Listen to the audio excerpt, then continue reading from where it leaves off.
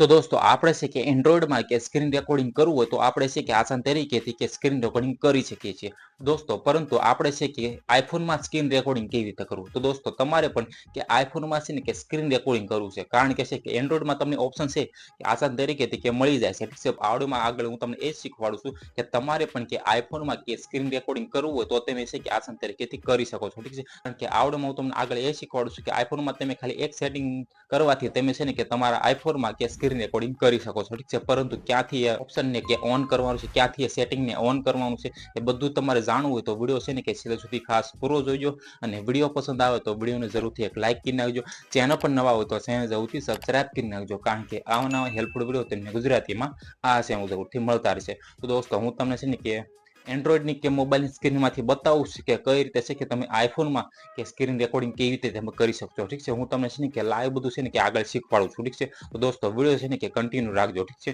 તો ચાલો દોસ્તો હું તમને છે ને કે મોબાઈલની સ્ક્રીનમાં લઈ જાઉં, ત્યાં જઈને તમને હવે શીખવાડું કે કઈ રીતે છે કે તમારે પણ કે આઈફોનમાં કે સ્ક્રીન રેકોર્ડિંગ કરવું હોય તો તમે આસાન તરીકેથી કરી શકો છો. ઠીક છે, તો ચાલો દોસ્તો હું તમને છે ને કે મોબાઈલની સ્ક્રીનમાં લઈ જાઉં છું, ત્યાં જઈને તમને બધું શીખવાડું. તો ચાલો વિડીયોને શરૂ કરીએ.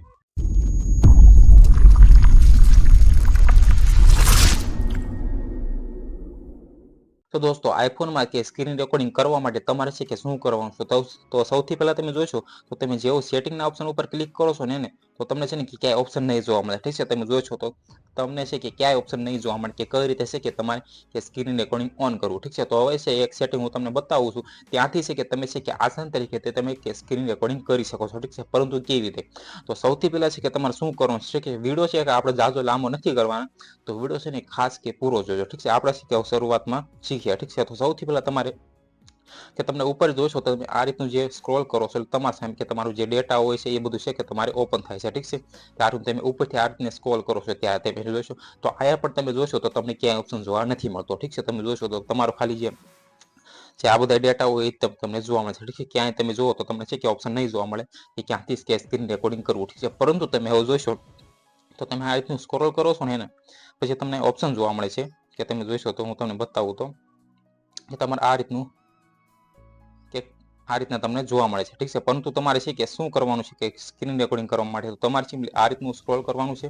પછી તમારે છે ને કે અહીંયા આ રીતને કે દબી રાખવાનું છે. ઠીક છે, આ રીતે ક્લિક કરી રાખવાનું છે. આ રીતે જેવું ક્લિક કરીને રાખો છો ને તો તમારા સામે કે એપ્લિકેશન છે કે આ રીતને આખી સિલેક્ટ થઈ જાય છે. ઠીક છે, તમે જોઈ શકો છો.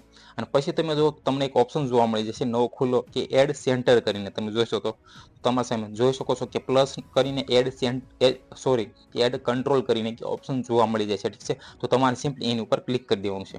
તો આપણે એની ઉપર ક્લિક કરીએ, જેવું એની ઉપર ક્લિક કરશે તમે જોઈ શકો છો આપણે છે થોડીક મોબાઈલને છે ને આ બાજુ રાખ, કારણ કે ઉપર છે કે તમને લાઇટ જોવા મળતી છે. ઠીક છે, એટલા માટે હવે તમે જેવું એની ઉપર ક્લિક કરો છો તમે જોઈ શકો છો કે તમારા સામે ઘણા બધા ઓપ્શન તમને જે પહેલા નતા જોવા મળતા એના પછીના તમે જુઓ તો તમને ઘણા બધા ઓપ્શન જોવા મળે છે. ઠીક છે, તમે જોઈ શકો છો કે વોલ્યુમ પણ તમારે કે વોઇસ મેમો છે, પછી જુઓ તો ડાર્ક મોડ છે, પછી જુઓ તો પછી તમને સ્ક્રીન રેકોર્ડિંગનો પણ ઓપ્શન જોવા મળે છે. ઠીક છે, તમે જોઈ શકો છો આ.